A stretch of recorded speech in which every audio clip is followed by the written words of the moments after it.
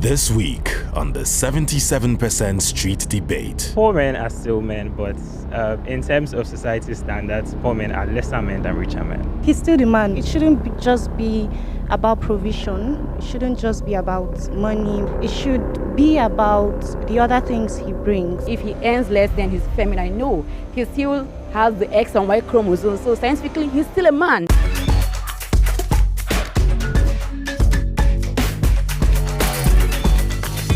Hello and welcome back to the 77% Street Debate. This week, we are back in the home of the Oga, the boss, the big man. Of course, I'm talking about Lagos, Nigeria. And here in the city where everything is done big, so is masculinity. And so tied is this idea of masculinity and money that expressions like man must hustle are very common here. But today we are asking, what happens if the Mrs. Oga is making more money than the Oga? When she's earning more, is he still a man? Who better to answer this question for me than some fellow Lagosians, as they're called here? And I want to start with you, Evans, because I know you have a very interesting perspective on this. So do you believe that money maketh the man? Yes, money does make it the man. Okay, let's talk a little bit about that. What does it mean then about poor men? Are they not men?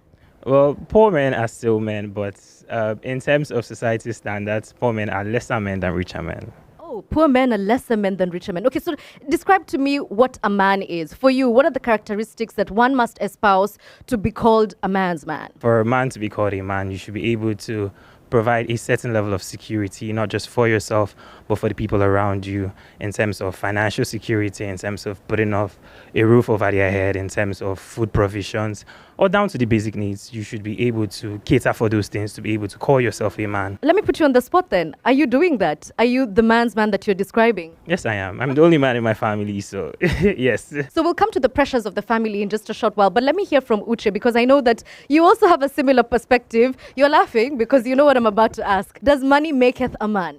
In some sense, yes. As a man, you need to do certain things. You need to be able to provide. You need to be able to protect your family. And even down to care. If you don't have money, you can't really express care. It's going to seem like you're just doing plenty talk if you can't actually show some workings. What do you mean when you say express care? Like a hug, a kiss, a cuddle? Gifting. Let's say a rose. Let's say a gift box. Let's say a car. Let's say a fancy vacation. You can't do any of that. That's interesting. So for Evans, it's about provision. For you, it's also provision, but his is tied to protection as well. Amara, let me come to you. At just 17, you're the youngest by far here.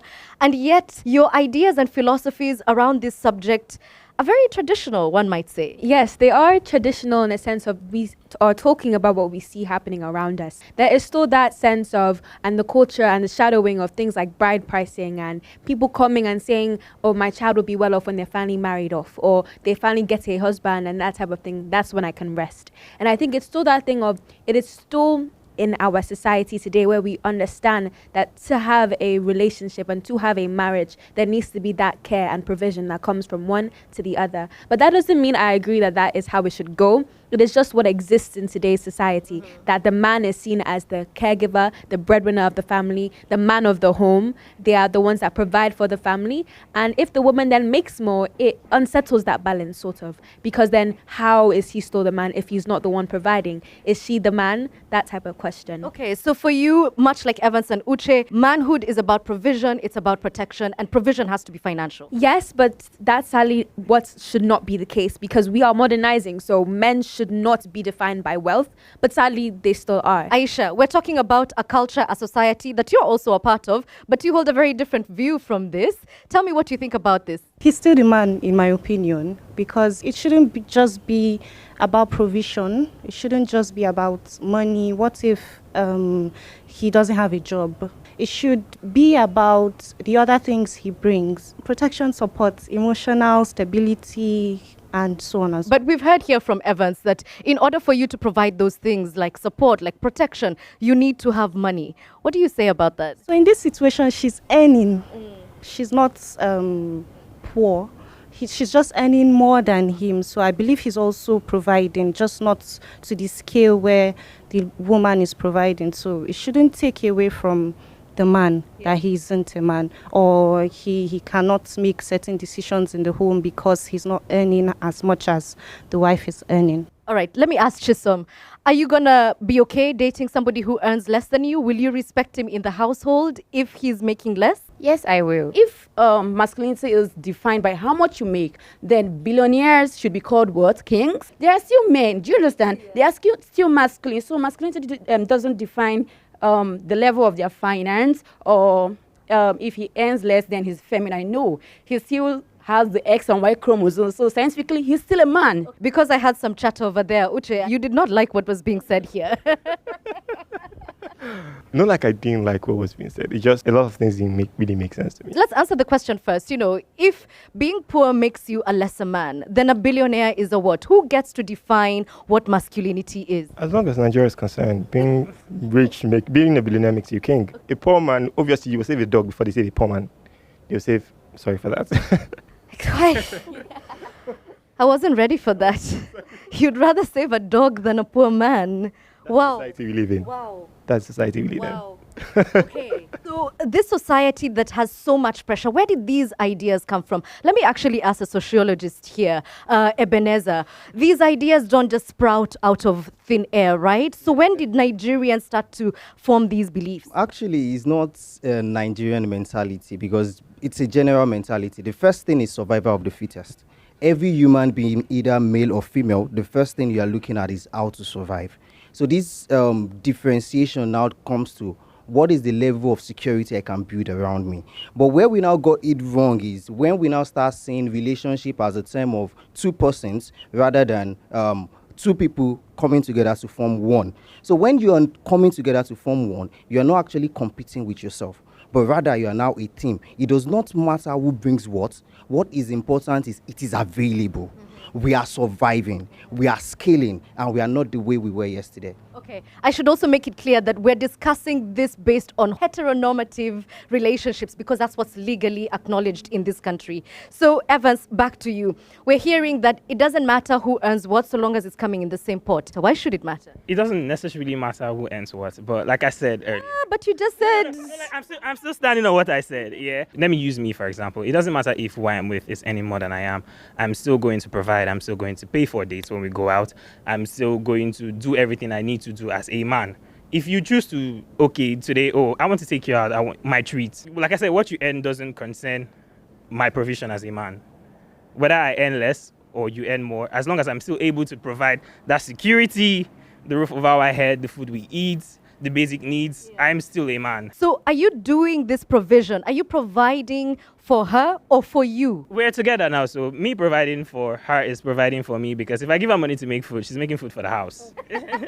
Let me hear from Amara here. You just exclaimed. What's going through your mind? No, I think that with every definition of the man, there is the other half that we've been talking about, the woman. And in our society, it is still very ingrained that the woman is the carer of the household. And so if the woman then is making more money, are they still expected to care and cook for the household as the woman?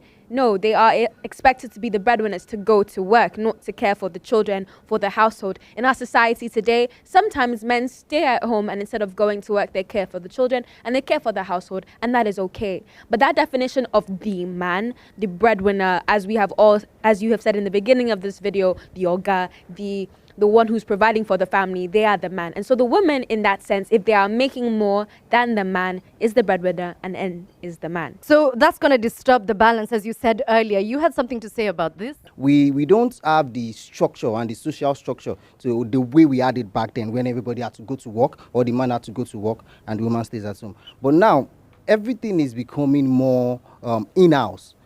Husband can be working from home while the wife is working from home. They do the house chores together. So a lot of times what brings about these disparities because a man thinks that when I start washing, when I start cooking, she's going to disrespect me. Because you introduced tradition, culture, and how things were in the previous times, I'd like to ask you, Francis, because before colonization, the Igbos, the Yorubas, and different kinds of cultures, your women were uplifted and empowered, and they did have earning power. So why this dynamic now? I feel that that's basically like upbringing to some extent, and nothing really changed. I feel it depends on how you look at it. I still know a lot of people that don't depend on men, but the vast majority of people, quote unquote, depend on men because their families bring them up that way in some sense. Or get married and then you can provide for the family, or everything will get okay once you get married to one odogu. So, I mean, probably society and family. So let me ask you the same pointed question I asked Evans. Would you date a woman who is earning more than you? Yes, because first things first, nothing really concerns me what she's earning. Because, I mean, I'm going to work, I'm going to take care of the family, I'm going to take care of her, and her money is her money, as everyone says. My money is the family's money. So if her money is her money, and it doesn't matter if she's making billions to your millions, then why are we having this debate? Why are you feeling less of a man if her money doesn't count? I feel we didn't really break certain things down. If you're earning significantly lower, like you can't take care of the family, and she's earning way higher, then you feel a bit somehow. But if you're earning relatively okay and she's earning billions, none of your business. Provide for the family, because that is your duty. For you, the idea that you have to provide, even if you're earning less, is what's critical. Chisom, I saw your hand up. So with all they are saying, if a woman earns more, that's her money. I will still provide. You are still the man, irrespective that she earns more than you. Do you understand? It doesn't make you any less of a man. It doesn't reduce your masculinity level. All right, let me ask Aisha, because I did hear her saying something behind me here. Is it time for us to redefine masculinity, to redefine what provision means, as Chisom is suggesting? Yes. So as Chisom said, masculinity is not tied down to just the financial benefits you get from a man. What about the protection, the support he gives you? If you're earning more than him, is he going to take care of the kids when he needs to? Would he take them to school? Would he buy groceries on your behalf? Like, you pay, but he goes and buys those things. It's just toxic masculinity. Sincerely, people just feel like if I don't have money, and dominance, if I don't have the money, why am I together with a woman? Toxic masculinity, Evans? I wouldn't call it toxic masculinity in my sense. I understand what you mean by toxic masculinity, but we're talking about a situation where we live in a society where everything is tied to capitalism. I mean, as a man, if you don't have money, if you're broke, you cannot provide emotional support to anybody. I'm sorry. Like, I'm sorry, bro. Like, you're thinking about your life. You're thinking about how to pay your children's school fees. You're thinking about, you go to work, somebody insults you outside because you don't have money, and you come back to the home. Would you be able to provide that level of emotional support, as opposed to you're paying your children's school fees, you're sending them on vacations, you're coming back from your office, and you come home, you'll be a happier father, you'll be a better father, because you have the money to provide that security. So is it just about financial needs? Is it just about the money you provide to the family, the vacations you take your children on? And why do you feel less because you don't earn as much as the woman? No, like me, like I said, I'm not bothered about what she earns, as long as I'm able to do my part as a man. If you're earning billions, I'm earning millions, I'm still paying for the house, I'm still taking care of the children. Ebenezer? We're still seeing and viewing the relationship as a competition. If you were insulted outside, once you get home, it's supposed to be your comfort zone. But when you are now competing in your house, you are fighting the war inside your house, you go out, you are still fighting inside your house. Where is your comfort zone? So let's flip it a bit. Yeah, let's say a situation where she's not the billionaire. She's an average mother that stays at home to look after the children. And let's put back this scenario where you come back from work, you've been insulted outside, and you come back home, your children haven't eaten, your wife is looking at you like, what were you doing outside the entire day? So would that still be your solace? Actually, this is it. When I started, I said it's survival. Males survive, women also survive. Then they come together. Once you are in a relationship or you are in a marriage, if the husband is poor, the family is poor. If the wife is poor, the family is poor. So except you see both as a unit, even if you're in that situation, and in the first instance, both of you have to be standing on your feet before you decide to get into marriage. You get married. Both. Let me jump in here. I like where this debate is going, but because you introduced bride price, and it's something that you mentioned earlier, Amara, right? Is this the problem with our society, that even from the outset, before you can even get married, you have to prove that you have the financial means to do so? Yeah, I feel like there is all those cultural and things that loom over the people's heads before they enter a relationship. But honestly, like I was just going back on his point, is that you have to be certain in who you are as a person before you enter. Because it's that thing of the man, you shouldn't let it affect you. That sense of, masculinity. If your masculinity is strong, if you believe that I'm a man regardless of whatever happens, then you are firm in that belief. With the payment of a bride price, it is a cultural ongoing that you have to go through to, in some cultures, whether you're Igbo, Hausa, Christian, Yoruba, all around the world, there are certain things you do to get into a marriage, and that's just honoring your culture. But under all of that, there is still that relationship where am I less than him because I earn, am I less than her because I earn more? Okay, let me flip that question to Aisha then. What does this mean for the women who are earning more? Do they then become insecure and feel, will I emasculate my husband, my partner, if I show him that I'm earning more? So I believe it's a societal conditioning where you feel like if you're not earning less than your husband, you have to shrink yourself to a certain level. So I would advise women to not do that to themselves. All right, so thank you, Aisha. I want to get some views from the people who are standing on this side. Emmanuel, you seem ready. Talk to me.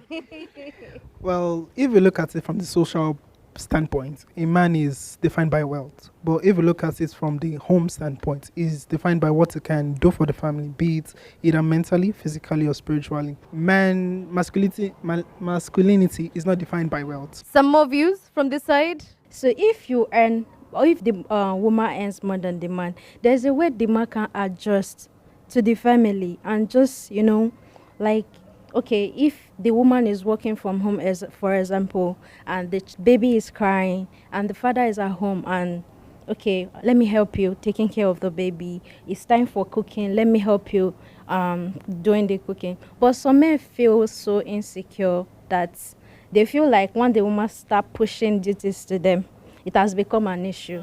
Let me hear from some men here. Is it insecurity that causes men to not be okay with women earning more? I go with that. I think it's insecurity. Some men actually earn more in our society, but then they still did not provide for their family.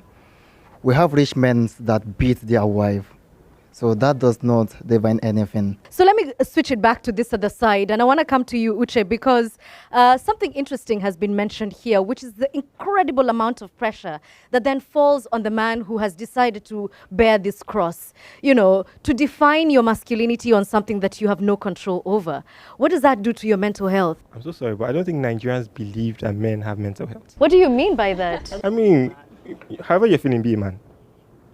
And that is the sad reality of how we live in Nigeria. Isn't that, to borrow the words here of Aisha, toxic masculinity? That's what exists, yes. I mean, you can call it toxic masculinity, but it is what it is. If you are in your feelings, you do the work. If you're not in your feelings, you do the work. If you have to provide, in your feelings or not, you have to provide. Wow, okay. Well, for me, it's kind of different in the sense that I was raised by women. My mom and my two sisters. I was raised in a household where I can cook. My mom would call you to come and sit in the kitchen. You would cook, you would wash plates. So all of those chores, like they say, it doesn't make me feel less of a man. If I see my girl in the kitchen, no matter how tired I am from work, I would go and join you in the kitchen because she should not be doing it alone. It's love conditioning. Do you get me? These people catered for me, cared for me until I got to a point where I could do the same for them. So if I'm not able to do that as a person, it hurts me. Okay, so are there different expectations for you at home? Because as you mentioned earlier, you're the only boy in your family. Yes, there are obviously different expectations. They want you to... Financial expectations, I mean. Yes, sometimes. But like I said, they don't rely on that. It's not what makes me me. It's not what makes me their son. It's not what makes me their brother. When they need emotional support, they would also come to me. When they're having disputes in the house, they would also come to me. That's what makes me the man. So is it about control then, It's Evans? not about control. It's about creating a safe space. Like I said, they created a safe space for me to also be in my feelings. Do you get me? So I understand a balance of being a man and locking it up, and I also understand that I'm also human and I have emotions. Okay. All right. Let me hear from this corner. Actually, when we now talk about depression and effects on men, according to research 2024 and this year, depression rate falls within 34% to 43%. And within this 34 to 43%, we have those that showed signs. And within those that show signs, we have them to be 80% female and about 20% male. Then we have 80% single, and 79% single and 21% married. That is, if you are married, you have lesser chances of being depressed. But when we now go to the sphere of severe depression and suicidal threats, whoppingly, we have about 84% to be male, 84 to be male, and just 16 to be female. That is, the society kind of gives space for female to express depression, but men only lock it in, and we get to show it only when it gets to the severe point. Okay. Let's just say, you say society doesn't provide that for men to express themselves. So it is left for you as a man to provide that for yourself. Like I said, I have my group of friends. If I'm going through it, I'll call friends. I'm like, yo, bruv, shit has hit the tank. I feel like I'm losing my mind. I want to kill myself or something. If he's in that type of mood, he will call me too. I can also call my sister. I can also call my mom. Okay. So before we spiral and have this conversation about mental health, which it is not, I do appreciate that there are impacts on the mental health of men, which incidentally, as we're recording this is the Mental Health Awareness Month for men. But the unintended consequences on women. When the man is feeling under pressure to provide and he cannot do so, and the woman is out-earning him, can the woman suddenly become his target? Yes, she does. She becomes his target, his punching bag in some cases. Chisom. Now that's where morals come in. So if a woman is any more than a man and he feels intimidated, that's where your moral come in. The man is morally weak. He should be firm. He should grow up. You should, okay, she's earning more than me. What I should do here is support. Keep doing what I'm doing. I'm not intimidated by her. She's not I'm not here to fight her. We are together. We are one. Let me ask Uche this question. It was suggested that it's because men are insecure that they have a problem with women earning more, that you need to regulate your emotions and grow up. Sure, there are some insecure men, whether you like it or not, but I feel everything just falls back to society and upbringing and experiences. Let me take some closing views. Let me start with you, Amara. Yeah, I think that's the thing that we have to focus on, as he said. Is it society or is it home-based? And is it based on your personal experience or everything around the nation or around the continent of Africa? We have to see that some of these more developed cities that have more of those nuanced concepts like, mental health and women can earn more and they will work together in one. We have to understand that culturally in Nigeria, throughout time where we are right now in Lagos, the people come into relationship because of money, because of provision, because of culturally the man provides in the household and the women come together and care for the home.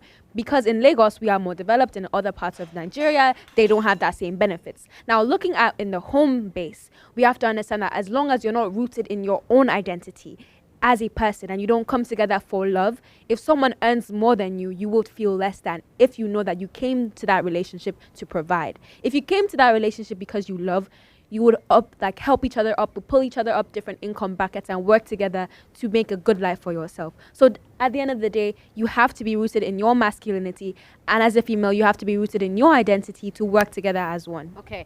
So normally at this point of the debate, I'm asking for solutions, but as I don't know if there's a problem, there's just different ways of doing things. Let me get some closing views. I would just like to close on this note that when you are either in a relationship or in a marriage, don't be a man. Be a boyfriend or be a husband. Don't be a man. You are a man against the world, not in your family. Okay, let me hear from boyfriend, husband, man. I'm sorry, I want to digress a bit, but see the way you I'm giving my closer. See the way you subtly agreed that not having money as a man makes you feel less of yourself by saying, if you do earn more than your husband. We're talking about emotions now.